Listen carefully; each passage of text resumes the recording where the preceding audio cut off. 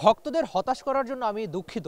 ছেলেকে বলেছি তুমি যেদিন বড় হবে সেদিন বাবাকে বুঝতে পারবে। এটাই হচ্ছে তামিম ইকবালের বিদায়ী পোস্টের শেষ কটা শব্দ। তামিম ইকবাল খান এই নামটা কি? এই নামটা কেন দেশের ক্রিকেটে এত আলোচিত? আপনাকে শুরুতে একটা প্রশ্ন করি, দেশের ক্রিকেটের সবচেয়ে আলোচিত চরিত্রকে কিংবা দেশের ক্রিকেটের সেরা ব্যাটারকে? যে কটা নাম একেবারে শুরুতে আপনার মাথায় আসবে তাদের একজন তো এই তামিম ইকবাল খান।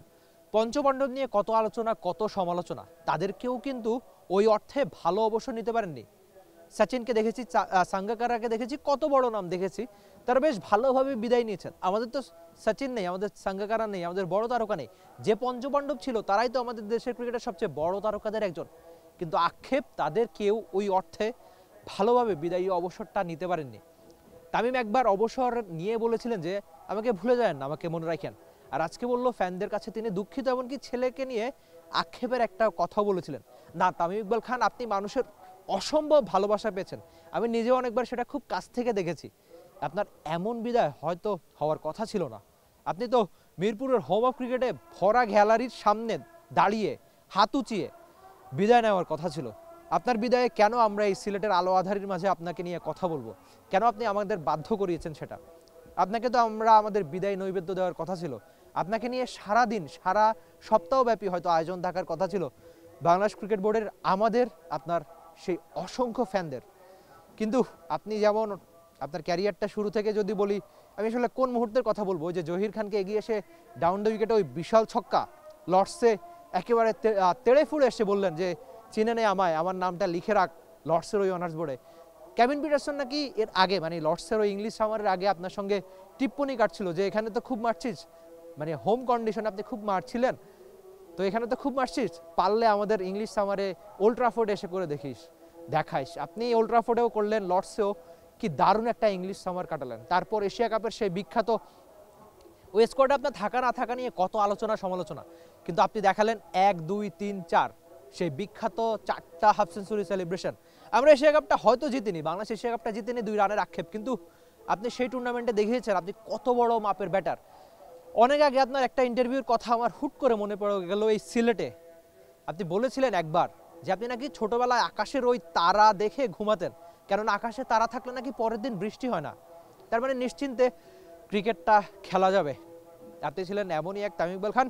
তবে সেই বহু বছর পরে বাংলাদেশ ক্রিকেট আকাশে তাকালে ব্যাটিংয়ে সবচেয়ে জলজল করা তারাটাই হয়তো হবে একজন তামিম ইকবাল খান।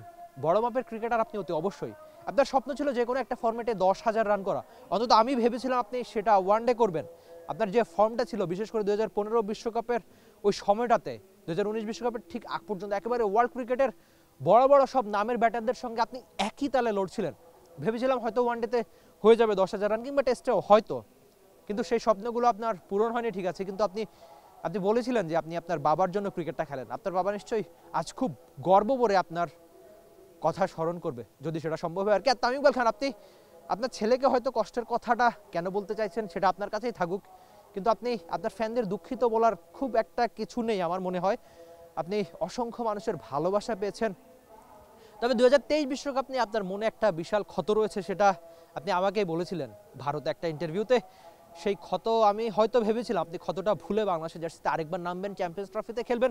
আপনার বিপিএল ফর্মটাও খুব একটা খারাপ ছিল না, কিন্তু থামলেন। আচ্ছা, আপাতত থামার গল্পটা শেষ, যেহেতু আন্তর্জাতিক ক্রিকেটে বাংলাদেশের জার্সিতে হয়তো আপনাকে আর কখনো দেখা যাবে না। আপনি চট্টগ্রামে কাঁদলেন, কেঁদে অবসর নিলেন, অনেকে কাঁদিয়েছেনও, কিন্তু তারপর আজ আরেকটা ফেসবুক স্ট্যাটাসের মাধ্যমে আপনার বিদায় হয়ে গেল।